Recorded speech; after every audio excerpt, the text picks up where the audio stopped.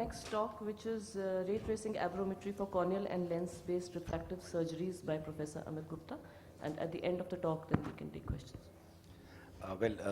Very good morning. Thank you, Dr. Chintan, for making me a part of this instruction course. So I'll be talking about ray tracing aberrometry for lens and cornea-based refractive surgery. I'll start with an example. This is a 46-year-old male who visited an ophthalmologist 3 months back, and there were complaints of double vision. So diplopia, no ocular abnormality detected, and he underwent all kinds of tests, OCT, RNFL analysis, and diplopia charting and visual fields, all normal, no keratoconus, and around 40 diopters of keratometry. And in the meantime, his symptoms worsened. The ophthalmologist asked him to wait, observe, and we can see that the vision was subnormal, again advised OCT, and there was a continued worsening of diplopia, and the patient got very worried. He was a PhD doctorate holder, and again, so this is just before he presented to us, vision was practically normal with the refraction, advised in FFA and OCT elsewhere, and then when everything turned out to be normal, the ophthalmologist said, listen, he needs to undergo a CT scan to rule out a space-occupying lesion or occipital infarct or something. And so he was so worried, he came to us in PGI Chandigarh, and we can see that the ophthalmic examination of the anterior segment is not abnormal, looks normal, and he was advised to undergo the eye trace. Now, the eye trace is an aberrometer cum topographer which uses ray tracing technology, and this was developed by Molebny and Palikaris. And this applies technology which was developed by the former Soviet Union to track missiles and satellites. Essentially, what it does is it fires spots, 256 spots are fired, and each spot is then measured onto the retina where it falls, and this is then analyzed, and it creates a pattern which is called retinal spot pattern. So this is just an example of how the beams are falling on the retina and what happens to create the retinal spot diagram. Then it gives us a wavefront verification display. So just when you look at it, we can actually weed out the points which are not accurate so that we get more reliable data and less noise of measurements. It also gives us something called the tracy refraction, which has been reported to be fairly accurate, and also the RMS values of various ocular aberrations. Now just at a glance we can see what is the importance of ocular aberrations. We know that certain phenomena, patient comes to us with glare and halos, and we know that this patient probably has a high spherical aberration. If a patient complains of starburst, we know that it's probably the trefoil, and if it's a ghosting of image, it may be the coma involved. It's important to understand that the total ocular aberrations that we see are a combination of corneal and internal optics. By internal optics, we mean mainly lenticular, maybe the vitreous contributes some part of it, and the eye test is practically the only instrument which can give us this reading. So remember, the magnitude of these aberrations can vary by pupillary size. So we should take a close look. These two maps look so different, but actually it's the same patient, a 2 millimeter pupil and a 6 millimeter pupil. Just looking at this printout, this is, we can see internal, with probably the lens, cornea, and the total eye. Just looking at it, we know that something is wrong with the lens. And it also gives us something known as the simulated vision charts. And this chart also shows us that it is actually the internal or the lens, something is wrong. And sure enough, this patient had an ectopia, had a lens coloboma, which was contributing to the symptoms. Coming back to this patient, we could see, this is the left eye which was symptomatic more in this patient, and we could see that there's something wrong going on there with the aberrations in this patient.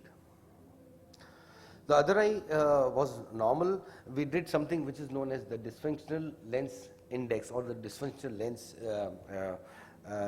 which is displayed in values of 0 to 10. This chart is there. Now what is the dysfunctional lens? I just want to make one slide on it. So this is an objective metric to describe the contribution of the lens optics to the visual symptoms.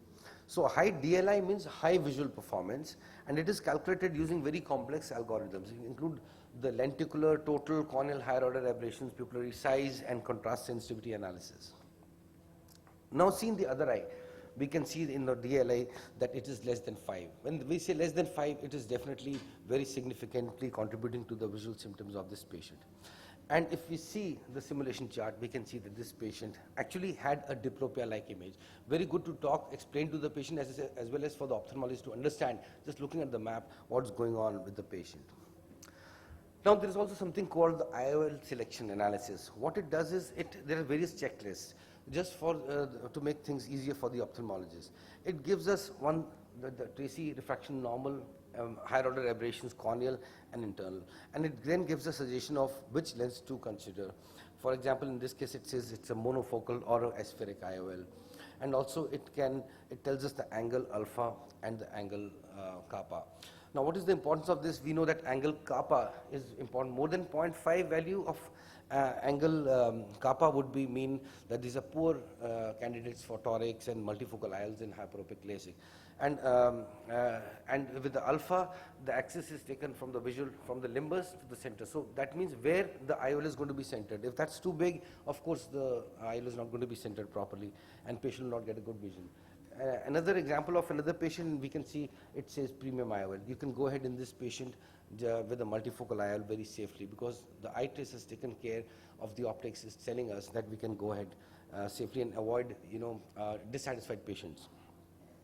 It also gives us something known as the depth of focus, and this helps us to explain what's going on with this patient.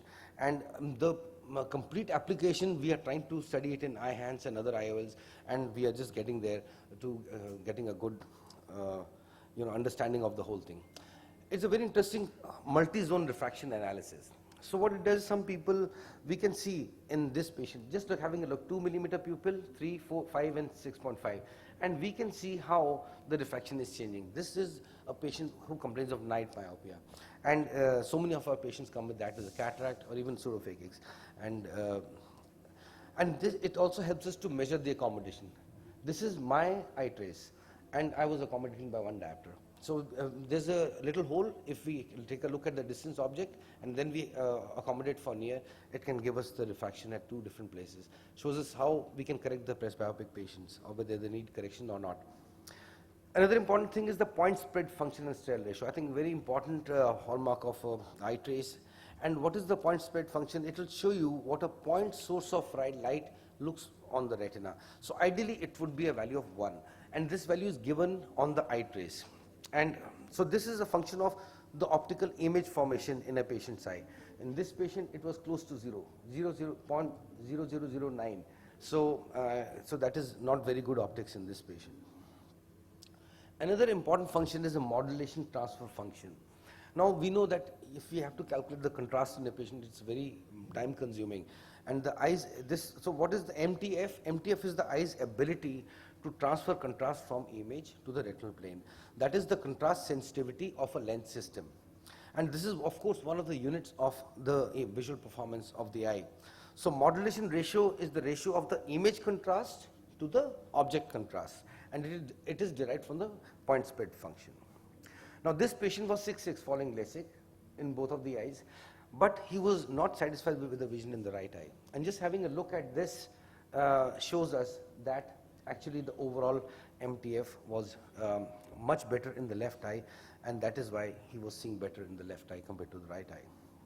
Now summing up the role of eye trace in cataract. So what do you do with the cataract patient? Perform the eye trace, look at the angle kappa alpha display. If there's a high angle kappa or alpha, if they go in for a monofocal IOL, and if it is not so, if it is a normal angle alpha, what we'll do is we'll further analyze using the Chang analysis, which is the display which tells us all the aberrations. Now if the corneal aberrations are low, then we can proceed to consider this patient for toric IOL or multifocal IOL, but if they are high, we'll go ahead with the monofocal IOL. Now this patient, he has a PCO. Do we perform a YAC or not? And we did an eye trace. It shows us all these symptoms that this patient is possibly having, and therefore this patient was subjected to YAC cap, and he did fairly well. A pterygium. Would you like to do a pterygium surgery with the cataract surgery, before the cataract surgery? So if you perform an eye trace, you see a high amount of the ocular aberrations, and this patient needs pterygium surgery before the cataract surgery. So just to conclude, the ray tracing differs from other methods for measuring aberrometry, particularly the Hartmann-Shack-based principle. It does not shine in lens slits. It does not shine in a mesh of lights, and it's individual points which are being fired on the retina. And it also eliminates data confusion and a particular weakness with Hartmann-Shack devices, and the eye test knows where each individual beam lands on the retina and can graph and measure with confidence the location of each spot. So, but I really think as yet there's no really big gold standard where aberrometers are concerned. Just some significant values to be remembered. Total RMS more than 0.2 is significant, more than 0.3 is definitely troublesome, but if a patient has more than 0.4 of total RMS, it definitely causes visual symptoms. Angle kappa more than 0.5 is significant, angle alpha D more than 0.5, and corneal spherical aberrations, if they are more than 0.14, then we do not put in multifocal IOLs, and maybe better off with the spherical IOLs. Just looking at these values would give us an idea what to do in future. Thank you so much. Thank you, Dr. Amit. We can take up one question while we have the next talk ready, if there are any questions or any comments from the panel. I think what the eye trace helps to do is it gives quantitative numbers to the patient's symptoms. So patient has subjective symptoms and it tells you objectively what the patient is actively feeling. And that is something which really sometimes in cases where we are in a dilemma, it helps us to jump on